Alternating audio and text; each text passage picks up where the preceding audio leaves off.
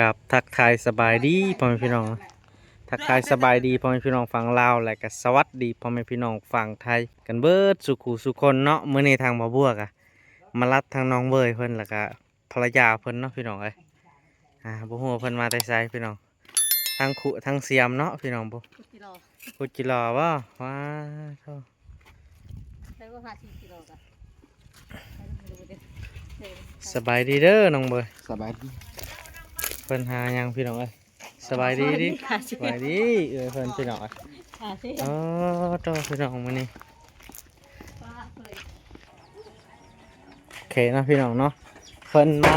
ขุดกิโลพี่น้องเอ้ยว้าตัวได้ลายป่ะโอ้ได้ลายอยู่พี่น้องเอ้ยนี่ว้าตัวโอ้ยพี่น้องเอ้ยนี่ก็มาเจ้าป่ะอืม ว่าได้ล่าอยู่พี่น้องไอ้คนมาหานะหาขุดกี่ล้อพี่น้องไอ้ สี่เดือนห้าได้แต่ได้ก็สาว ใช่กี่สีตัวนี้ป่ะ คน เออได้อยู่เนาะ สุดท้ายแล้วหมา ฮะ หมาสุดท้าย อืมพี่น้องเอ้ยลองมากินได้กี่ล้อเอาพี่น้องทางบ่าวบัวกะมาลัดเพิ่นเนาะพี่น้องบ่าวบัวไปหาเพิ่นบ่เห็นเนาะบ่าวบัวว่าสิเอาข้าวสารมาให้เพิ่นพี่น้องให้ข้าวสารเนาะแต่ว่าข้าวสารอยู่ในรถพี่น้องโอ้คักอลิมาแล้วนี่ป้าตัวขยันอลิสองผัวเมียเนาะพี่น้องเอ้ยโยไปยังน่ะโอ้สิไข่พี่น้องโอ้ก็ดีคือกันเอามาปลูกเนาะ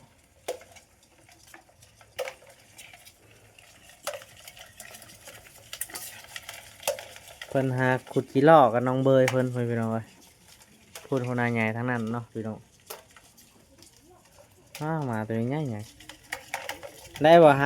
สิบโตกายเนาะ10 โต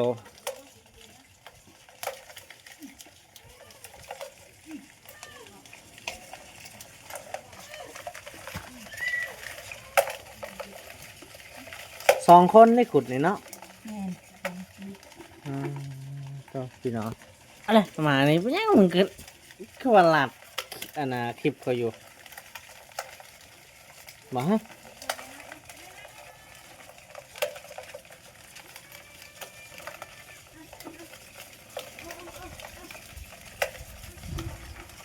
โอ้ในลายเติบอยู่ได้พันพี่น้องไอ้มานี่ 40 โตคนว่ะพี่น้องไอ้พอได้คั่วอยู่ตอนแรงๆเนาะ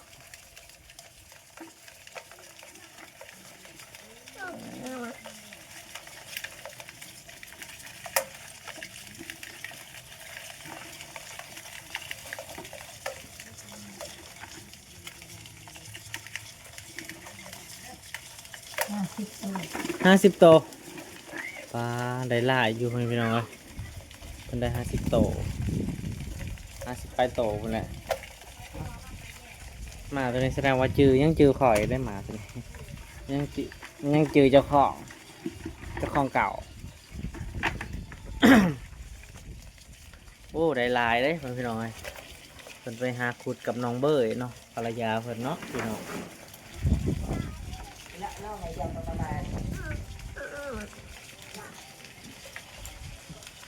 โทรหาน้องเบยคือว่าอยู่เฮือนบ่บัวก็โทรหาแต่ว่ามันบ่ติด คุณพาคุณพักแล้วคุณดูต้นไม้ เพิ่นเป็นต้นไม้บ่พี่น้องเพิ่นก็ได้อยู่ได้ขี้สีเนาะพี่น้องเอ้ยนี่ได้เยอะประมาณ5 ขีดเนาะบ่ฮอดโล50 โตพี่น้องทางไอ้แก้วเพิ่นก็มาเบิ่งเนาะพี่น้องเนาะเอ้าสบายดีทางไอ้แก้ว FC หลายๆคนก็อยากเห็นครอบครัวไอ้แก้วเนาะบ่มีคนทายเพิ่นว่าอยากเห็นไอ้แก้วว่าเป็นจังไดอยู่จังไดเพิ่นว่า ก็คือเก่านั่นแหละ สบายดีเนาะสบายดี อ๋อพี่น้องเลยก็เห็น FC คอมเมนต์ว่าให้บ่บัวมาทายแต่ว่าบ่บัวก็บ่ได้มาทายพี่น้องคิดว่าเพิ่นบ่ว่างแล้วคิดว่าพี่น้องแต่ว่าในเมื่อเพิ่นมาเฮาก็ทายให้พี่น้อง FC เบิ่ง นิ่วสบายดีไหม เฮ็ดเด้อ เออโด คักอะไรพี่น้อยสบายดีเป็นอะไร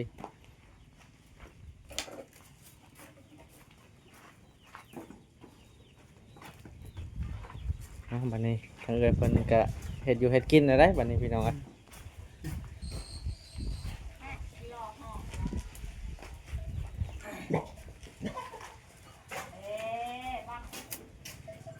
แน่ไปนั่งเรือไปถ่าย ฮะ แน่ไปนั่งเรือไปถ่าย ถ่ายมีถ่ายเลยบรรยากาศนะบรรยากาศดีนะโปรสิงไข่น้องเบยเอามาได้ไซนะคอน้ำพี่น้องบ่คอน้ำสาบานเพิ่นบ่ดีนะเฮาปลูกเฮาก็ยังบ่มีเลยในเฮือนตัวนี้ปลูกมันบ่เป็นพี่น้องน่าแต่บ่หายกว่าเขาเรื่องมาในจิตโดนหลับเลยแต่ป้า เป็นไก่ที่ก่อยเนี่ยนะ ลูกไก่เขาให้แก้วหลายพี่น้องอาตามันรู้นูไก่เขาโนโฮมนูดังนูก็ตาดังป้าลูกไก่เขาให้แก้วจักโต12โตป้าพี่น้องจะมันดกอะไร ดอก14 ร้องไหมมัน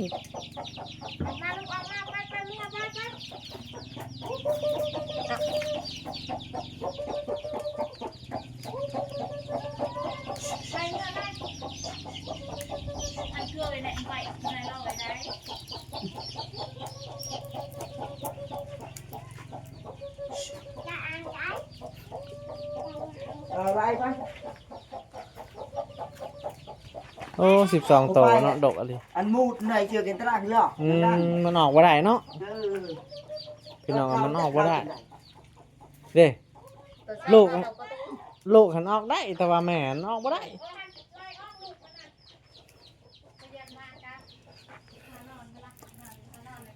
ที่เราไม่นอนไม่นอนลูกที่นอน70ม70เนาะได้ว่าประมาณ60 63ตัว 63โตโอ้พี่น้องเอ้ยคันว่าขุดเก่งนี่ก็ได้ค่าอยู่ได้กี่หลอนี่ก็ซื้ออยู่ เนี่ยลูกอีกมันบ่เห็นคุยกัน แม่นหาคุยมันยากเนาะ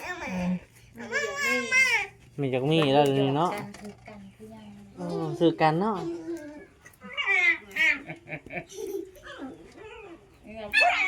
ขึ้นไปนอนในเรือนได้ อันนี้ว่า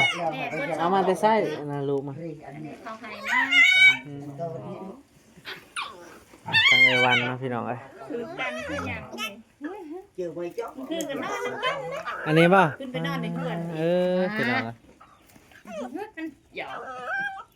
อันนี้ก็มีหมูเลยมีหมูอยู่เลยเด้ ใหญ่เลยแห้งใหญ่เนาะ แห้งใหญ่ โนกระปะโนสตาร์มันเตะเดี๋ยว คือไอ้หมูจะเข้ามา พูดเรื่องเลยมันจะเข้าไปเอาเดี๋ยวไปนาน มาลูกมาอย่าวนเข้ามาเร็ว ก็ยืมตาในบ่อ มาหน่อยมาแห้งใหญ่ดุเด้ไปหากินนะไปตาย อันนี้ป่ะ เจ้าบ่มืออูฟ้า อะดิวนะพี่น้องเอ้ยใหญ่เลยแห้งใหญ่พี่น้องเอ้ยตะกี้เป็นมาบ่บู้อะแต่ว่ามันบ่อยู่นำไอ้แก้วบ่บัวเลยให้เพิ่นพี่น้องมันบ่เหมือเนาะ ใหญ่บ่มือ ง่ายดีนะผ่านไป เลือกยาไอ้ยาลูกเว้ยกระดอยนะลุย มันเคยกินอาหารเนาะ ชื่อตริยาติ หรือตะหยานำดอย อืม นอนกันในเฮือนสบายแท้ ผมบ่ได้นอนข้างล่างอีก นอนนะครับแหล่ในที่นอน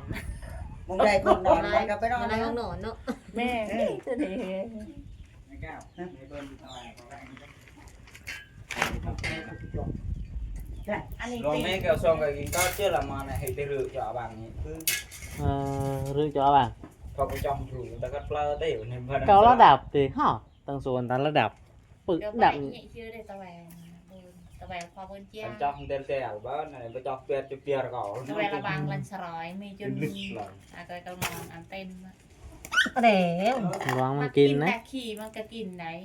บ่เลือกเลยมันกินได้ขี่ไม่กี่หรอ ถ้ากินก็ละเดียว ปลามาน้อยๆนึงนะ น้องเบย ใหญ่ ไปไป อันน่ะประโยคเอาเขาไว้จังนะเขามันอันน่ะ เอามา ไก่ ก็เขาคอยซื้อตอนนั้นแหละเขาตัวที่พ่อใหญ่ซื้อให้น้องเบิร์ตอนนั้น เกี่ยวแล้วแล้วเกี่ยวข้าว เอาก็ยังบ่ทันได้แล้วเขายังบ่ทันได้สุก เลยเมื่อนอนบ้านแล้ว แม่นโอ้ลืมสบายดีป่ะลืมสบายดี FC เนาะสบายดีน้องเบิร์ตโอ้พี่น้องเบิดแล้วพี่น้องเบิดพี่น้อง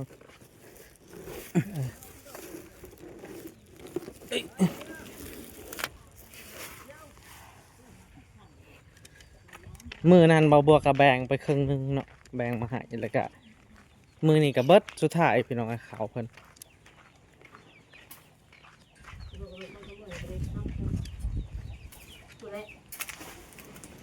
เด็กเขาเลยน้ำเล่นอะไรกันใช่ขึ้นมา อ๋อนั่นได้สิมือได้สิมือ ต้องสองมือเลย อ๋อ2-3 มื้อเนาะโดพี่น้องเอ้ยค่ารถค่าลางก็มีเรียบร้อยแล้วเนาะ ยังบ่มี ยังบ่มีเลยมีพี่น้อง แต่ว่าลงหน้าไปก่อนพอเมื่อรอด โอ้โดพี่น้องเอ้ยทางเอื้อยเพิ่นว่าสิได้มื้อเกี่ยวเขาวเนาะเพิ่นสิมื้อเกี่ยวเขาวพี่น้องเอ้ยคิดว่าสิได้มื้อ2 คนบ่หรือว่าจังได๋ เจ้าถามว่าค่ารถค่ารางมีหรือเปล่าฮะแป๊ะแต่เขาว่าบ่มีข่อยสิเอาน้ำเจ้าให้บ่ นิ้ว ว่าบางทีก็มี FC นั่นนี่เนาะเพิ่นสิจ่ายให้ค่ารถค่าลางก็ยังดีเนาะเนาะพี่น้องเอ้ย นิ้ว ก็ไปตายตนสงสาร ไปเด้อ เพิ่นพี่น้อง พวกคนนึงเขา บ่มีไผรักสิสงสารข่อยสร้างครอบครัวเลย อ๋อบ่ คือข่อยอยู่คนเดียวตะกี้ได้บ่ได้อุตผู้สงสาร กับบางทีก็สร้างครอบครัวกับแม่นอยู่แต่ว่าเฮามันหาบ่ได้เนาะเฮ็ดจังได๋เนาะพี่น้องเนาะบางที คนนี้สอนว่าคนนี้เอาเราคนบ่มี เบยเพิ่นก็ขยันเพิ่นพี่น้องหาอยู่หากินเนาะกับ อะไรแกมแป๊ะเลยเหรอ กับเมียเพิ่นแต่ว่ายังบ่ทันได้มีลูกเนาะ เดียวว้าวเอางานเบิดไปเลย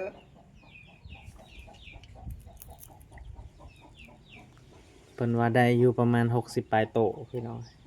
ก็พอกินอยู่ตอนแรง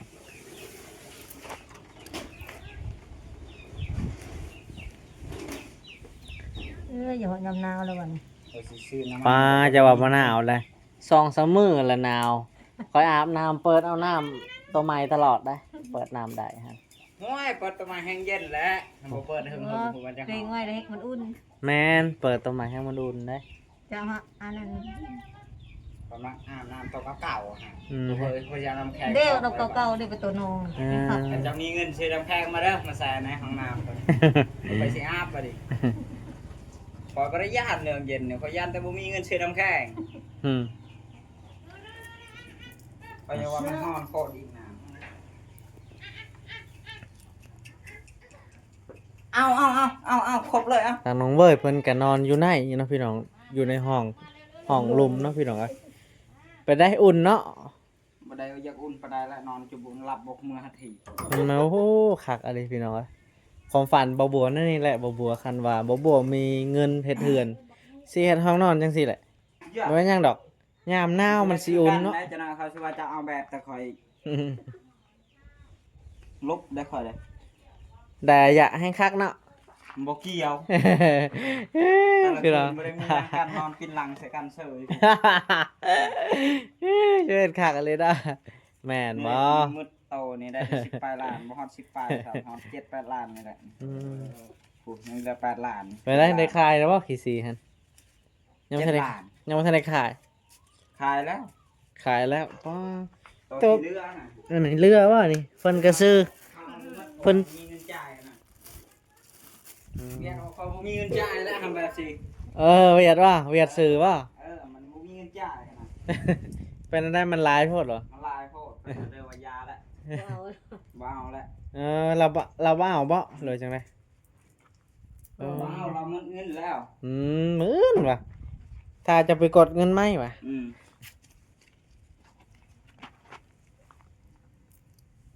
พี่น้องเอ้ยมื้อนี้บ่บัวก็มาติดตามกันยาวๆเนาะพี่น้องเนาะติดตามวิถีชีวิตครอบครัวของน้องเบยเพิ่นพี่น้องเอ้ย ป้าหัวโคมคักอะลิโอ้ จะได้เธอดึงคอยแต่งใส่แบต อ๋อบ่ ใส่แบตโทรศัพท์ โอ้คักอะลิเนาะแห้งอะลิพี่น้องอะ ชาอีกแบบนึงปากมันยังเครียดยังก็เวลาคน อ่ะมาขี้กิโลก็กิน กินเบิดนึ่งข้าวนึ่งน้ำได้ปะ ได้แต่เช้าตอนแรกยังบ่ได้นึง อ๋อเดี๋ยวพี่น้องอะ ซ่อมไปได้นึง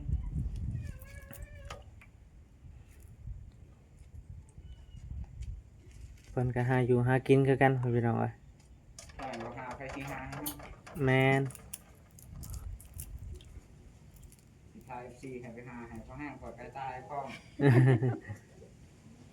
ตายคอยตายก้อนจังได้กิน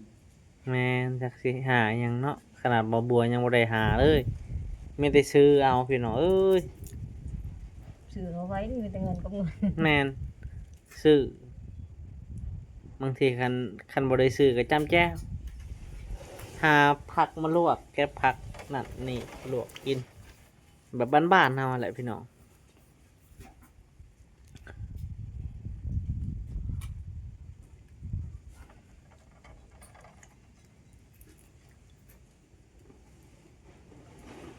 ไข่เลยเนาะ ใช่เด้อ ไข่แหละพี่น้องอยู่พุ่นก็เคยกินอยู่บ่เอ้ย กินตลอด กินตลอดเนาะอ๋อ พุทธเติบเป็น200 300 โอ้200-300โต๊ะ อยู่พุ่นน่ะ บาท ไปแต่เช้าเด้ไปพิรคุดไปแต่เช้านั่งคุดแต่บางเดียวไปใช้ นั่งแต่วงเดียวนะ แสดงว่าเก่งเติบได้ระหวังเจ้ากับน้องเบยไพ่เก่งกว่ากัน ขุด มีเห็นคุยก็โอ้ได้ร้อยแต่ยังไม่ได้คุยนะ บ่น้องเบยก็เก่งได้พี่น้องเห็นเรามาขุดตานานไปแป๊บเดียวก็ได้แล้วหา60โตคอยนิยมพี่น้อง เห็นคุยเนี่ยเขาเดียวก็ได้ก็นะเขา โอ้เห็นคุยหันก็ได้อยู่ไวอยู่เนาะได้ไวอยู่แต่ว่าเดี๋ยวนี้มันจังยากเลยเนาะ มันจะหมดแต่นะ มันสิมืดแล้วพี่น้องเอ้ย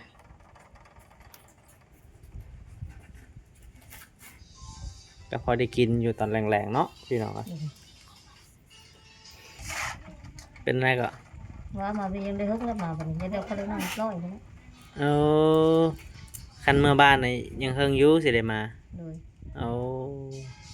เพราะว่าให้แล้วเกี่ยวข้าวเกี่ยวน้ำบ่หรือว่าจังได้ ได้เข้ามานั่งร้อยแล้วไปอีกวันเลยเด้อ โอ้มาอยู่นี่จักวันแหละ ได้ก็สองผิด 2 อาทิตย์แล้วเนาะ โดยพี่น้องเอ้ยเพิ่นว่าคันเมื่อก็เฮิงเติบแล้วเพื่อสิแล้วเกี่ยวข้าวเกี่ยวน้ำเนาะ โอเคนะพี่น้องมื้อนี้บ่าวบัวสิมาอัปเดตต้นมะม่วงน้องเบยเนาะพี่น้องเอ้ยหลังจากที่บ่าวบัวก็บ่ได้มาฮดให้เพิ่นเนาะเพราะว่าทางน้องเบยเพิ่นได้เมื่อบ่าวบัวก็เลยหยุดฮดเลยให้เพิ่นฮดเองเนาะพี่น้องโอ้อันนี้ไปแล้วพี่น้องเอ้ยไปแล้วบ๊ายบายแล้ว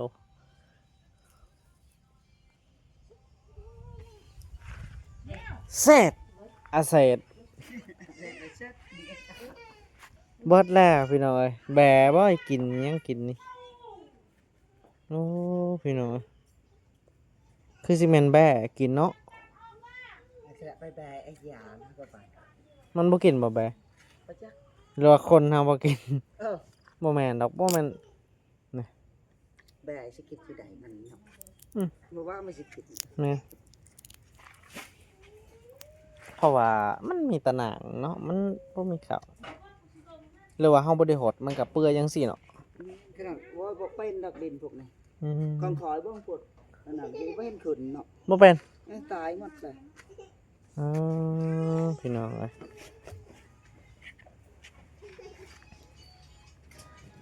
บรรยากาศเหือนน้องเบยก็ดีเนาะพี่น้องเอ้ยเอาโอเคเนาะพี่น้องมื้อนี้ทางพ่อบัวมาอัปเดตเหือนน้องเบยเนาะหลังจากที่บ่าวบัวก็บ่ได้ไป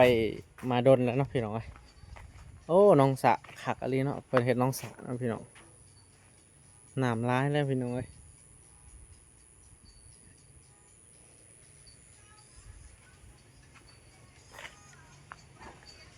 โอเคเนาะพี่น้องมื้อนี้ทางบ่าวบัวสิมาเบิ่งน้องเบยเพิ่นกำลังดังไฟพี่น้องเอ้ย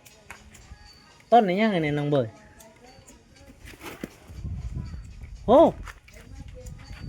ต้นอิหยังก็เพิ่นฮะ เป็นงู บ่แม่นแกะสะเลยกะโอ้กอกไม่ดูเด้พี่น้องเอ้ยติดง่ายแล้วเนาะกอกตัวนี้พี่น้องเอ้ยโอ้แดงคักเด้เขาซื้อราคาแพงได้พี่น้องตัวนี้ นั่นแหละได้ทอนตันๆมาซ้ำคานี่จากยาววาง ติด สอง คือน้ำมันเนาะพี่น้องเวลาเฮาดังไฟ ประมาณ2 นั่น เมตร นี่ มีซ้ำคาไงมีห้อย เฮ็ดไม้อ้อยไฟ คัน นี่ หนึ่งก็บ่มีใครขายแล้ว บ่ คันทอนมันตันดี โอ้พี่น้ แต่ อง ว่ามันยาวมันซีดีนะ โดย เอาไปเฮ็ดลูกปิ้งคนรวยเอาไปเฮ็ดเพื่อนง่าย ป้าดพ่อแม่พี่น้องเอ้ย ไม่หายาก ใหม่หายากแล้วเนาะใหม่เดี๋ยวนี้เนาะ ใครเฮ็ด ทางพัวหันดังไฟพี่น้องเลยทางเมียหันกำลังอันน่ะปรุงอันนั้นเนาะกิโลพี่น้องน้องห้องใต้ดินพี่น้องเอ้ย เนาะห้องใต้ดิได้ยินแต่เสียงมันจากมันอยู่ใส่อยู่ใส่ มันอยู่ใต้ดินเนาะ ไปจน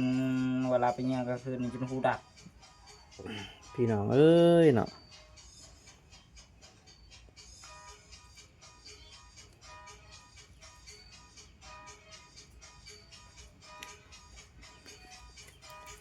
ก็ได้หลายอยู่พี่น้องบ่ได้ใส่น้ำมันบ่มีน้ำมัน บ่ใส่ เรา ก็ มีเงินซื้อเนี่ยแหละจะบ่มีกินนี่ฮะ บ่มันเป็นข่อยนี่ข่อยบ่มักใส่น้ำมันข่อยมักแบบนี้ เป็นคอควายสิทอดเอานะมันมีน้ำมันนะ โอ้นั่นบ่ ยามนี้ละมันบ่แซ่บเอาครัวเลยแต่บ่มีก็จะ ปลา เป็น เนื้อยามนี่แหละแสบมันมีไข่บ่ใส่ บ่ บ่ แพ้ยามมันยังกระทันได้มีปีกปุ๊บ โอ้ มันมีน้ำมันลาย โด ที่หลอก โด มันบ่มีน้ำมันเลยสิกินยังกินแต่โตมัน กินในโตะกินไข่มันเนาะ มันโตแม่ก็แซ่บอยู่โตผู้หั่นติ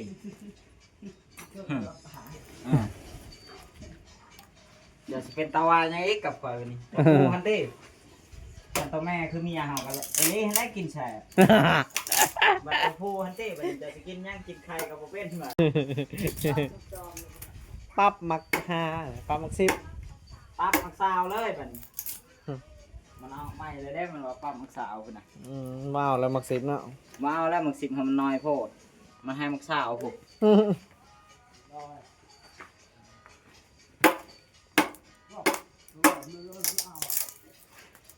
ที่มันขักอะไรพี่น้อยดังง่ายเนาะตัวนี้เนาะเห็ดไม้อ้อยไฟพี่น้อย ปั๊บมันโซนมันโซนแห้งอะลีเวลากลางคืน อื้อหือ จูบูเป็นฮัตตีก่อนโมกล้าปินหนาใส่เมียปินหลังใส่ เป็นอะไร ย่านทะเลมันชูนกันเด้ หวานเจี๊ยบ มันชูนกันมันช็อตกันน้อยแก้วเอาจนบุบอยู่ โอ้นั่นบ่ มันปินเข้ากันเพราะว่ามันช็อตเลยได้ โน่ ชูนค่ะ เมียเลยเจ้าคนเถิง มันขึ้นเลยมันลงอะไรได้ดีนะมันปินหลังใส่อะไรได้ ขักแล้ววันนี้พอพี่น้อยมันเว้าขักแล้ว อะไรปินหลังใส่อะไรบ่เชื่อกันทาเมียเพิ่นแหละ2-3คืนแล้วบ่ได้ปินหนาหาเมียเลยได้ ว่าโอ้พี่น้องโดย คือสิเครียดแห้งเนาะ อื้อหือเอาพี่น้องมาตอนนี้ทางน้องเบยเพิ่นกำลังคั่วอันนั้นจิรอเนาะหรือว่าน้องห้องใต้ดินพี่น้องเอ้ย ห้อยลมมันมาทางที่เลยว่ะ พุ่นมันมาทาง ข ใต้ นาดค่อยแอมมาปานนี้แล้วยังเอามันจะต้องคุดลักทางในหนึ่งคือแอมอีกเบิ่ง โอ้โดยก็คือหลายคน FC เนาะอันน่ะมีคำถามเข้ามาทางบ่บัวเนาะว่าเป็นหยังน้องเบยจึงดังไฟอยู่ในไต้ทุนบ้านหรือว่าไต้ทุนเฮือนเนาะก็คือเพิ่น ดังอยู่นอกหางบัวซุกดอกเขา มันบ่สุกเนาะ แบบว่าลมแห้ง โดยพี่น้อง เพราะว่าทางในกะเพิ่นม่างเลยพี่น้องเพิ่นม่างออกแล้ว ทางไหนเนาะเฮ้ยประมาณทางไหนทางนอกพี่น้องทางนั้นเนาะเห็นบ่บ่ไปถ่ายเมื่อกี้ฮะเพราะว่าเพิ่นม่างออกแล้วพี่น้องเพิ่นก็เลยมาเฮ็ดอยู่นี่เนาะแต่ว่า FC ยานมันดำพี่น้องเนาะกะ บัวดำแล้ว บ่ดำ กับบัวขึ้นชื่อดอก มันบ่สูงมันสูงเนาะพี่น้องคิดว่ามันบ่ดำดอกพี่น้อง บัวดำมันลงตาม เกี่ยวยัง ชื่อ ไป ก่อ ดั น งญี่ปุ่นอะไรเป็นว่าเป็นว่างเอาไปวางหมองเพิ่นง่าย โดยตะกี้หันไปอันนั้นดังคือพุ่นเนาะ เอ้ย พี่น้องเพิ่นว่าตะกี้เพิ่นไปดังอยู่พุ่นแต่ว่าเพิ่นมากออกแล้วเพิ่นก็ย้ายดังอยู่นี่พี่น้องก็เลย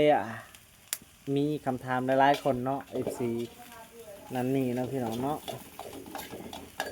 มันมองนั่นมันบ่มีมองดังแล้วพี่น้องเพราะว่าเพิ่นอันนั้นเพิ่นมากออกแล้วพี่น้องครับเพิ่นแต่ก็คิดว่า FC น่าสิให้ไปดังอยู่ทางขกเกาะจอดรถเนาะพี่น้องแต่ว่าค่อยว่ามันแห้งสีดำเนาะสังกะสีมันแห้งสีดำดิ ด เพราะว่ามันต่ำกว่าได้ทางนั้นเพราะว่าทางนี้มันสีสูงมันเวทพี่น้องเนาะ ำวิทย์ลมพัดพินวิทย์มัน แม่น เฮาก็บ่พอได้ดังแห้งปานนั้นครับคันดังจนท่วมหัวเพิ่นมันก็อาจจะดำ โด อัน ด นี้บ่มีเวียกหยังมันก็มาเวลามีเวียกอย่างหนึงเขาวหนึงอันนั้นก็ดัง โอ้ ประมาณ5นาที10นาที โดด 5นาทีมันก็มอดมันบ่ได้ลุกมือขึ้นเนาะ สูตรของน้องเบิร์ดเนาะพี่น้องหอมกุ้มเพื่อนพี่น้อง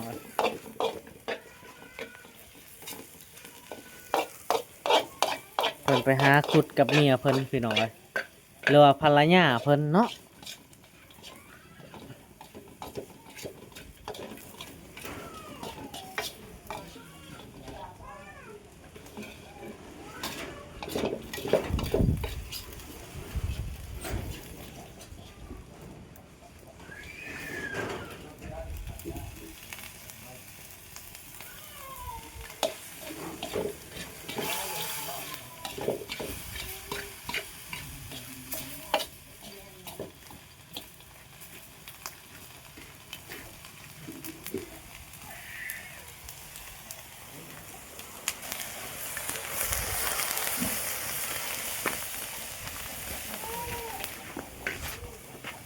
ใช้น้ำอีกปลาแห้งหอดอีกใส่น้ำเย็นอีกพุ่นน่ะ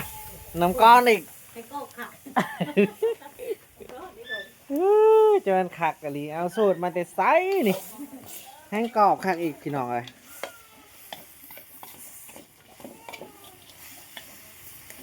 เปื่อยไวขนาดยำยาพุ่นนะ เปื่อยไหวเนาะ พุ่นนะ เออเจ้ามักน้ำเย็นเนาะอากาศเย็นแห้งมักน้ำเย็น ข้อยก็ยังว่าอยู่ได้ยันแต่บ่มีเงินซื้อน้ำก้อนข้อยสิอาบน้ำเย็นตอนนี้ พี่ ข้อย น้อง บ่ได้ เอ้ย ยันเย็นหรอกข้อยยันแต่บ่มีเงินซื้อ เซ่ น้ำก้อน เซ่จะโก้จมูก แซ่โลดซื้อมาจากซองกระสอบผลทอบใส่กระถางแซ่ไว้ให้มันเปื่อยกะว่าเปื่อยหมดแล้วนี่คือสิอาบให้เบิ่งโลด ยันขาดแข้งก็เอา บ่แข็งเนาะบ่เคยมีใครตายยังนำก่อนเขาลงไปแซ่ท่านคนก็อยู่ต่างประเทศหางกระดับมาแล้ว บ่ขย้อน เป็นน้ำก่อนเป็นน้ำแข็ง ขย้อนกระเจ้าอยู่ต่างประเทศอะมันมีน้ำก่อนหรือว่าน้ำอะไรเนาะน้ำหมอกอะเนาะ จนว่าแข็ง จอดเอาไว้รถมันขึ้นเปิดประตูรถจนแตกเอาโคบมีแต่น้ำก่อน แต่ว่าเขาเจ้าอยู่ในความอุ่นเนาะคือว่ามีแอร์ตัวปรับความอุ่นเนาะ กับเสื้อนะคนแมว มีคนแมวกันไหนมันเป็นแบบนัวมารีเหรอ อืม นาวกับปลาสู้ชอบครับกันฉันคือเสื้อเขานี่อยู่บ่ได้ดอกบุกันซองมือกับแข้งเห็นแต่แขวหันละ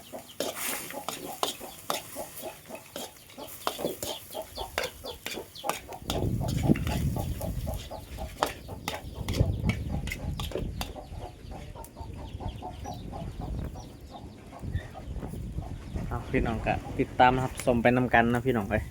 เพิ่นครัวคิดว่าสุกแล้ว จนสิกรอบแล้วค่อยว่า บ่สู้แล้วทำบุใส่เพิ่มน้ำบางทีนี่ก็เพียงแล้วให้มันแห้งซื่อ สูตรนี้เอื้อยเคยกินอยู่บ่สูตรแบบเบิร์บ่เคยกิน ใส่น้ำก้อน อืม ๆใส่ พี่ ควา น้อ ม ง โค เอ้ย จิรอคักแซ่บก็แซ่บอีกนัวก็นัวอีกน้ำก้อนมันก็บ่ได้เป็นก้อนคือเก่าหันบ่เห็นว่าเห็นมีน้ำก้อนมันหมด โอเคเนาะพี่น้องก็คือน้องเบิร์ดมันกำลังสกินเขาวเนาะพี่น้องคือว่ามืดแท้ว่ะห้องคุณเจ้าโอ้ ใส่ไข่ คิดว่ามืดแหละคือว่าใส่ให้ดอกแต่เอาเซินแสบเอาพี่น้องบ่บัวกสิมาเบิ่งเพิ่นกินข้าวเนาะ กัดนะ กินเข้าไปมินตามินลายขนาด เออนะ ว่าสองผัวเมียเพิ่นกินข้าวให้พี่น้องเอ้ย พวกที่เขา เอาเส้นแซ่บ มี เอาพี่น้องมื้อนี้ทางบ่บัวมาติดตามวิถีชีวิตของน้องเบ้ยแล้วก็ภรรยาเพิ่นเนาะพี่น้องเนาะเพิ่นกำลังกินข้าวโอ้ข้าวเพิ่นอันน่ะแต่มื้อเช้านี่บ่ได้นึ่งเลยเนาะ มันก็จะเข้า แต่เช้านี่กับมันก็อากาศเย็นเนาะ อืม ป้าเพิ่นได้อาหารจิหล่อเนาะพี่น้องหรือว่าน้องฮองใต้ดินพี่น้อง ใครมาเอิ้นว่าทางห้องใต้ดินนะเขาบ่ได้สอบถามเนาะซ้ํ อืม ข้างเขาบ่ฮู้จักเขาว่าจิรอมันแปลว่าอะไรเขาเอิ้นจิรอมีแต่ว่าทางห้องใต้ดินให้ได้เขาจะฮู้ บ่ป้าพี่น้องเราะสองผัวเมียเป็นอะไรกินข้าวกับภรรยาแซ่บอยู่ว่าน้องเบ้ย หวยติดหนึ่งก็บ่พอ ป๋าแต่หวานเจี๊ยบ อี๋จะมันแสบเนาะติบหนึ่งจนบ่พอเพิ่นว่าพี่น้อย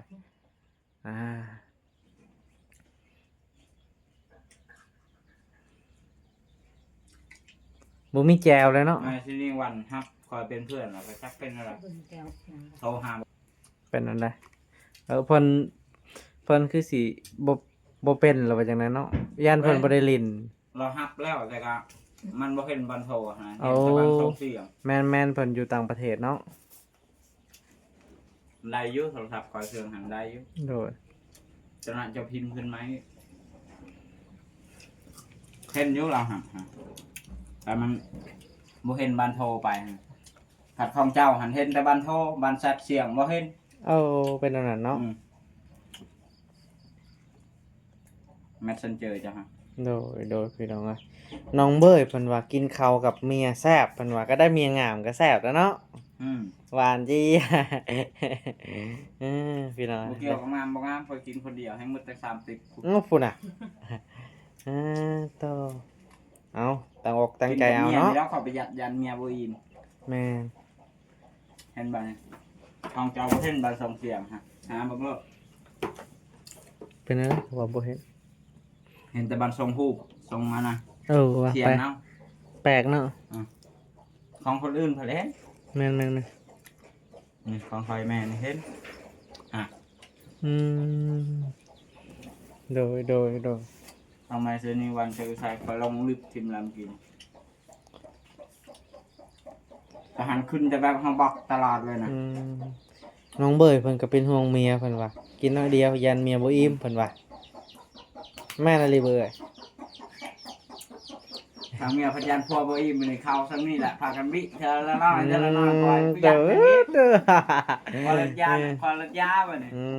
เจ้าคักอะไรพี่น้องเอ้ย เข้าสิมึดเลยได้ติดยังเหลือซ้ำนี้ก่อยนี่แหละคอยบิน้อยนึงยันแต่เมียบ่อิ่มเมียพันบิน้อยนึงคือเก่าอ่ะ ฟ้าต้องแสดงว่า บ่หมดจักเทื่อบ่ได้เข้าอันน้อยๆหาหมดซื้อเอาซื้ออาหาร บ่ความหักแพงกันหั่นเนาะจังไดก็ดูแลเบิ่งแยงกันหั่นแหละพี่น้องเอ้ย เหมือนกันกับที่เราจะเหลียวคนนึงว่าคนนึงให้กินซักให้กินทางนู้นซัก พากันบิอันนั้นจะเลือดแต่ก่อน ทางเมียผัดอยากให้เจ้ากิน ทางพ่ออยากให้เรากินแบบ โอ้พี่น้องเอ้ย บิไปบิมาจะเสียเอาซื่อๆติดมา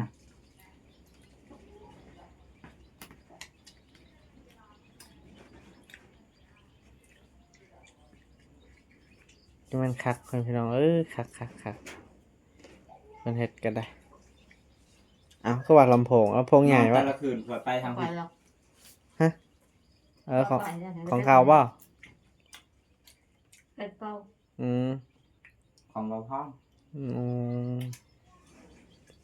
มีรีโมทแล้วก็มีแนว คักเนาะเปิดคือสีดัง มีไม้สองอัน ตุ่ม หน่อยซ้ำตัวใหญ่เพื่อน โรดเด้มือ เราเปิดตั้งแต่พี่ทำพุกฮอตจุดซุ่ม ไปช่องเบิ่ง2คนกินบีอ้าว แห้งอะไร เรีย เนาะ กว่าหลายคนมาจักมาสองคนกู หันเป็นห่วงอยู่วะน้องเบย จักวันเพิ่นบ่เป็นห่วงมาจักเอาไปมีแต่ว่าเมื่อมามีปัญหาแล้วก็ กับแมนอยู่เนาะเราเป็นห่วงเนาะเป็นห่วงอยู่บ่เอ้ย เป็นห่วงว่าไปจะกินข้าวจะกินกับบ่กิน อ๋อเห็นปะ คำบ่กินไผสิอยู่ได้เนาะ ก็ดีคือกันในทางเอ่ยเพิ่นก็ดีพี่น้องเพิ่นเป็นห่วงนั่นแหละ ยานน้องเบยบ่ได้กินข้าวเนาะ มือหันได้เราหายกองกันมาตั้งแต่ทางที่สี่เราไปค่ายที่สี่มาคอยยังกระทันได้หิวเข้านี่คนพอได้หิว อืม คอยกินน้ำเพราะคอยยังกระทันได้อาบน้ำนะคอยกินก้อน โดยโดย นั่งทาอยู่ เรา แล้วพันห้าไปเนี่ยเพราะว่าลูกเมียเองก็บุกินน้ำอีกก็โก้ก็ว่า เราหันทาเจ้า ทาว่าครอบครัวเดียวกันพากินน้ำกันเขาแหล้ว แม่นแม่น เพราะว่าเขายังไม่ได้หิวกินก่อนรอด อืม มาเราเพิ่นพอเขาใจผิดอะไรได้อว่าคอยหายเพิ่นว่ามี โอ้โดยโดยโดย ผ้าแต่หายนะมุดคืนนะสิ ก็เรื่องปกตินะเนาะครูอันน่ะครูหักค่ะเนาะก็เรื่องปกติอะไรพ่อแม่พี่น้องเอ้ย เพิ่นพัดหิวจนใจสิขาดแล้วคอยก็ยังไม่ได้หิวปานใดถ้าคอยบ่ได้หิว อืมอืมอืมอืม เวลาพันห้าเอาซื้อๆคุมเฮาให้กินน้ำ บ่ มันจะย่างมันหนาไปเจ้าห้า อืม ว่าอาหารน้อยเดียวจะกินหมดข่อยก็ตามแจวกินบ่ค่อยหิวเนาะ แม่น ข่อย แม่ เป็น นง่ายอ่ะ แต่เราหันอยากให้เจ้ากินน้ำกัน แม่น เป็นแล้วนั่นเนาะพี่น้องเอ้ยก็เรื่องปกติหั่นแหละครูหักก็เป็นแล้วนั่นแหละ ข่อยรู้สึกว่าผิดปกติหน่อยนึงกินข้าวคนเดียวมันบ่แซ่บมึงไปวะ แม่นคือสมมติว่าเจ้าเคยกินน้ำกันหั่นนะสมมติว่าทางเราเมื่อแล้วเจ้ากินผู้เดียวก็บ่แซ่บอีกได้ แซ่บเลย แซ่บบ่ แห้งกว่าเก่าอีก ป่ะ เพราะว่าบ่มีพยายามกินน้ พุ่นน่ะ ำ เอ้ยเดี๋ยวจะเป็นคักเอาเลยพี่น้องเอ้ยทางเพิ่นได้แซ่บคือกันบ่ ใช่ครับ มันจะเล่นในนั้นนะ บ่แซ่บเนาะตามที่บ่บัวเบิ่ง สิเป็นเรื่องปกติเอาเมียสองเมียสามคือเขาถ่ายคลิปมันเด้ อืม ในเมียสามเขามีแต่เมียน้อยฮะ โดยพี่น้องเอ้ย คนมันหล่อหั่นน่ะได้มีสามมื้อละ พุ่นน่ะให้มีอยู่บ่ มีบ่มี เอา บ่ เพื่อ จัก ทำเอาชิปรถ พุ่นน่ะ พี่น้องเอ้ย ตอนนี้สนใจคันอยู่สองคนหันลองเบิ่งจะเอาเมียสองเมียสามนี่จะถามเพิ่นฮะ เพิ่นปินลังใส่ไว้ฮะ ก็แมนอยู่แนวอันน่ะเรามักเจ้าเด้ฮักเจ้าด้วยความจริงใจ มักก็มักแหล้วบัดมีคนอื่นมักอีกเขามาอยู่นำอีกก็เอาเลยบ่ได้เลือกคนได้นี่ อืม มาอยู่นำก็มา อืม บ่ได้หวังว่าได้นอนนำ คิดว่า บ่ได้นอน คิดว่าบ่มีดอกบ่คิดว่า มันหายากเนาะนั่นนั้นพี่น้องเอ้ย เมียสองเมียสามหา มีแต่ ซื่ๆ มีแต่ นี่ เราหั่นแหละ คนจริงใจพี่น้องเรา แล้ว ขนาด บงเถื่อน้องเมียแน่แล้วก็เฮ็ดไปให้แล้วว่าเมียสองเมียสามหั่นน่ะ เด้อ เฮ็ดคลิปเฮ็ดคอนเทนต์ซื่อ บ่ได้คิดฮอดบ้านบ่ ธรรมดา ธรรมดาเนาะ ยังมีการธรรมดาอีกยังมีการสำเฮาอีกเฮาว่าคิดฮอดก็คิดฮอดฟ้าคิดฮอดบ้านคิดฮอดอดีตแล้วเคยไปตะกี้แท้ ที่เราหลักเราเกี่ยวเข้าผู้เดียว อ๋ออันนั้นเขาถามเนี่ย ก็ หั่ บ้าน นหมู่ถามแล้วคือ ใน ว่าบ่คิดฮอด เฮือนน่ะมีจักคนบ่ มีอยู่น้องกะ น้อง โอ้แสด รั ง บ ว่า ตามพ่อแม่เป็นเช็ด โดแสดงว่ายังหลายอยู่เนาะ ไล่แต่มันเข้าไปแล้วคือคอยเนี่ยคือกัน10ไป เขาไปมาแล้ว เออ คือเพื่อนคอยคือ เขา กัน จะเอาไปเฮ็ด 12 13 งานบ่ ตะกี้ เอา 16คน โก้ไปมันแล้ว ฮะ อยู่กันแฟนมันนะ เออเขาลงแล้วเนาะเขาบ่ได้อยู่เนาะ เพื่อนคอย16คนตะกี้18ทางพ่อ บ่คนที่อยู่เบิ่งแย่งพ่อแม่หั่นนะแบบ อืม ทางเพิ่นก็บ่มีบ่ แบบผมมีกินแล้วเขามาเยินให้ เออ แต่ละคนมาเยิน เพื่ ให้ อนไผเพื่อนมันทางครอบครัว มึงกลับมาเยินให้เปิดแทนทองแทน โอ้โด บ่มี โด ผู้สิอยู่นํแม่ บ่มี ผู้ ผู้ คอยคือกันนี่แหละ อืม ลูกตั้ง16คนผู้18ทางพ่อแม่ ก็บ่ มัน มี เหลือจักคนมันอยู่นำพ่อบัดพ่อตายคนเดียวค่อย โอ้บ่มีพายุเนาะ อืม พี่น้อง มั เพิ่ น น เป็น ก็ วา ละ สนาของคนได้กินแห้งคนเดียว โดพี่น้อง ที่แม่ว่าสิตายอยู่ไทยก็ถามว่าเมื่อเราอยู่ที่กัน อ้าวเพิ่นอยู่ไทยแล้วบ่เดี๋ยวนี้ อืม โอ้แม่เจ้าผู้อยู่นี่หั่นได้เพิ่นไปไทยแล้ว อยู่ลง ไปแล้ว โอ้เพิ่นไปไทยแล้วพี่น้องอะ อยู่นำเขาเอื้อยเพิ่นน่ะ หมดพอที่สาปะแล้วบ่เนี่ย ปะเลยปะอะไรเลยขายรถแล้วก็จ่ายเงินหมดแล้วก็ปะ เนี่ยเงินก็หมดได้ก็ไทยก็หมดแล้วก็ เอ ปะ อ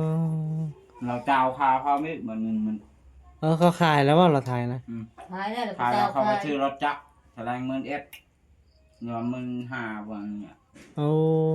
น่าเสียดายพี่น้อยเพิ่นขายแล้ว เขาขาย35,000หรือว่า30,000 แต่ เอส พ่อน่ะไม่ใช่ได้รถนั่นกับแม่นะอีต้นแม่นั้น อืม หอยเขาใบต้นกับเขาได้เขาบ่พังเองก็ย่าเขาแล้วก็ปล่อยให้เขาไปเขาละ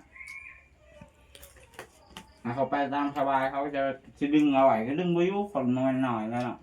แม่น คนใหญ่แล้วในเมื่อเขาเลือกไปมันหันกันให้เขาไป โดย เขาถึงมาติดหนึ่ง แค่เอากินอานากิน2คนกับแบบมันหวานเนาะ อีกอย่างก็หิวแน่มันเกี่ยวกับ2คนน่ะ บ่ บ่ได้กินข้าวกินแต่ข้าวเช้าข้าวเที่ยงบ่ได้กิน เอาก็ดี เมี เลย ย ก็จมหาแนวกินเพอบักคอยไปหาเงินหรือว่าจะคอยไปหาผู้สาวใหม่อยู่ อืม ก็ตื่นบ่ไปมันพนังเบิ่งแต่คนห้า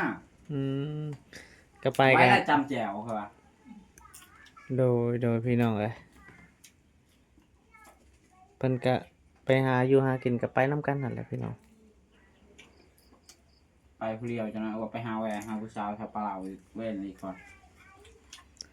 คันว่ามีพวกอันนั้นสอนเนาะอันหยังแยงอะเนาะ อืม ก็ดีคือกันไปหาสอนสุดเจ้า2 คน ก็พอได้กินอยู่ได้ มีหัวโคมก็มีแล้วมาเบ็ด พอได้ย่ำนี่แหละ มาเบ็ดก็มีแล้วพี่น้องเอ้ย อันเจ้าสิทามมา FC สิทามกินข้าวกับหยังก็กลับแค่เอาละตอนนี้ พี่น้องกินข้าวกับหยังกินกับแคล อืมกินข้าวกับหยังข้าวกับแค่ว โดยพี่น้องเอ้ย บ่มีผิดอีก กันว่ากินข้าวกับแคลก็บ่ได้เนาะ ถึงจะสิกินนอนเพียก็ยังกลับแควคือเก่า อืม แควนี่แหละขาดบ่ได้ เนี่ยเกี่ยวกับเจ้าเย้าย่ำมันได้สา อืมจะสิกินฮัสซีนช่างก็ยังกลับแควเลย เกี่ยวจะแนวมันจะแล้วย่ำมันอยู่ได้จะไปเอาย่ำยาวยัง ขาด ย่ำ แควขาดบ่ได้ดิขาดแควขาดชีวิตดีกว่าเนาะ แม่น เพราะว่ามันเป็นเลย แม่นคนหากันบ่มีแคลก็กินข้าวบ่ได้แมันว่า เป็นใจเฮือนเขา โอ้เท่ากันว่าไม่ได้เกี่ยวยังต้มกะปิกิน แม่น คิดว่าสำนัก มีแควอยู่ลำบากเลยเวลามึงกินซีนกินหนัง นี่ นะ ไก่มันจะไม่ยุ่งกว่าได้ไก่จะดีได้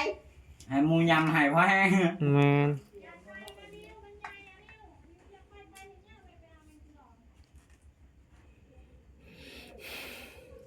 เอาก็สิประมาณนั้นเนาะเพื่อนพี่น้องเอ้ยทางบ่าวบัว เมี ก็ ยเมียก็เป็นนากิ้งไปคุณพ่อก็เป็นนากิ้งมาพี่เวลาที่ตกแต่งเลยอ่ะ อืม ตกแล้วพอไปตกพอตัวฟ้าพอเจน โดยกะอยู่ในนี่กะ พากันงอกกัน บ่มีอากาศเข้ามาเนาะกะคักได้ยาม เราจะเถิงเราก็รับที่ตื่นที่ตื่น งอกกันแล้วพากันรับ ลมพัดเนาะลมพัดใส่ประตูมันบ่ สามเอาจนมืดคาที่ โอ้ มืดบ่มาเห็นเนี่ย พี่น้องเอ้ย แต่พอเราในช่วงคืนก็หยับขับไปยัง อยู่ในเงียบ รั บ่ บพักอยู่เทิงคุณ อืม ที่เถิงจะได้ ได้ยินแต่โห ตื่น อูอยู่ ตื่นจะลงมาช่องจะตื่นลงมาช่องไม่เห็นปุ๊บ บ่ได้นอนอยู่เทิง โอ้ไม่ยังเติง ป เติง ระตูนี่ บ่ ต้องแจกคอยหาไว้ในประตูให้ได้กลาก นี่คือว่าเอ็กซ์ได้คนมาเคาะเนี่ยอาเก แต่คอยยังเว้าอยู่เฮือนครัวกะพาผ่าเลยได้สาวแจนึง โอ้ นี่นอนในตาราง บ่แม่นลมพัดแล้วก็พัดใส่ประตูบ่แม่นบ่ นี่อันนี้มันปิว ขนาดเขาเปิดเข้าเปิด บาง อ อ อย่าง ก นี่อะไรยังปิวได้ดังเติงเติง ขนาดเขาเปิดเข้าเปิดออกไปให้มันได้เติงนะ บ่ เวลาพันคือเขาเคาะประตูนี่มันเคยทั้งหัวมันเคยทั้งที่ เธอทำงาน มันเคยในประตูนี่ โอ้ เธอทำงาน คอยเฮือนนึงคนลุกไปเบิ่ง กลางคืนหั่นบ่ อืม โอ้พี่น้องเอ้ย ดอกตายไว้อยู่นอกแจงหุ่งอยู่ เปิดเบิ่งก็บ่เห็นหยัง เห็นได้ก็เติงตายเติงเนื้ออยู่ นอนทับเหมือนรับเบิร์นอนกับพี่อิมเลย อันนั้นลมแห้งอยู่บ่ลม แต่ธรรมดา ธรรมดาหนู โอ้พี่น้องเอ้ย เติงสิแห่งก็เขาดึงประตูทำได้แห่งดึงเขาดึงออกไปเห็นมันได้เติงไป อันนี้ตึมเนาะคือ คือเขา เคาะเนาะ เคาะประตูนี่นะ โอ้ คือกับเขาจับประตูดึงแบบ คือ นี้ ได้ นะ แก้มาคินข้างในคือดังเติงมาแทน บ่ คือเขาแกล้งมาหินใส่พุ่มอยู่ทางพวกมัน เถอะ กลางคืนนี่ อ้าวเขาลุกไปเบิ่งบ่เห็นหยัง โอ้โหพี่น้องเอ้ย เขาก็เลยจมคนเดียวอะจักมันไปกวนหยังบ่ฮู้ อืม นั่งจมคนเดียวจนว่ารับคาทีซื่อ โดย ๆแต่หันบ่ได้ยินเลย พัดนอนอยู่ตารางมันเงียบเนาะ เงียบช่องคืนเงียบ โอ้พี่น้องเอ้ย ทั้งเหือนทั้ง สุ คือ วรรณนะ ก็ขับประตู อันนี้ก็ใส่กระเต คือก็แบบเวลาเจ้ามาแต่ละเหือฮะจะดึงประตูไฟนะ อืม แบบหันแหละไปเปิดเบิ่งบ่เห็นไฟ โอ้ ว่าบ่พรก็บ่แม่นเยี่ยว หยาด อันนี้ เนาะ ก็ยานนั่นแหละแล้วเราเอาอะไรกึบกับคือเขาก็ดึงประตูเลย มาบอกค่ะมายัง มาหน่อยเดียวก็ยังมาคุณถ้วยพอแลนเอาไปเบิ่งจะได้บ่เห็นอีกแล้วเธอนึงพอลงตารางคอยเอาไปเบิ่งบ่เห็นหยังแล้วค่อยเอาลงตาราง โอ้ ถ้าก็บ่เห็นหยังบ่มีหยังเกิดขึ้น เนาะ งงแนวเดียว โอ้พี่น้องเอ้ย พอกะว่าลงตารางมาเฮ็ดจะเอก็บ่มี พอได้มีเสียงซื่อๆเนาะ จะเอ๋ไปยันเล่นตัวไปเลย บ่แลนคันดำบันคอยขมังอะไรหรอกคอยคุบเลยลิ แม่นมันก็ คันคอยคุบแพ้คอยเราคอยจับมัดเอาไว้เลย อืม ตื่นเช้ามาไผสิเบิ่งก็เบิ่งแล้วละมาเบิ่งแล้วอันทางนบทางไหวผมคอยจะที่แก่ โดยโอ้แห้งอะไรเนาะคักอะไรเพิ่นพี่น้องเอ้ยมาแบกเพิ่นนี่เนาะซื้อมาได้ไส บ่พร้อมซื้อมันช็อต เอ ช็ อ อตแล้วเป็นทิ่มอันนี้ทิ่มแล้วก็เก็บ เก็บมา ตา เก็บแล้วมาแตงใส่ แต่ตอนแบบก็มาใส่ตอนแบบมันเองทั้งช็อตเลย โดย ดีหมดสิ ห้องเนาะก็สิประมาณนั้นเด้อพ่อพี่น้องเอ้ยเบาบัวก็ได้คุยแล้วก็ได้ลมน้ำนองเบยได้หลายเติบอยู่พ่อพี่น้องอะเนาะเบาบัวก็ได้คุยแล้วก็ได้ลมทั้งน้องเบยเพิ่นกะ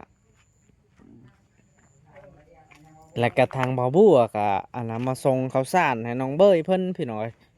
ก็คือสุดท้ายแล้วเนาะเบิดแล้วเนาะพี่น้องเอ้ยทางเบาบัวก็เก็บไว้บ่ได้กินพี่น้องเอ้ย คิดว่าข้าวสารตัวที่บ่บัวมาส่งมื้อนั้นก็ยังหลายอยู่พี่น้องแต่ว่านี่บ่บัวก็มาส่งเองเพราะว่าเพิ่นสิอยู่ได้โดนพี่น้องเอ้ย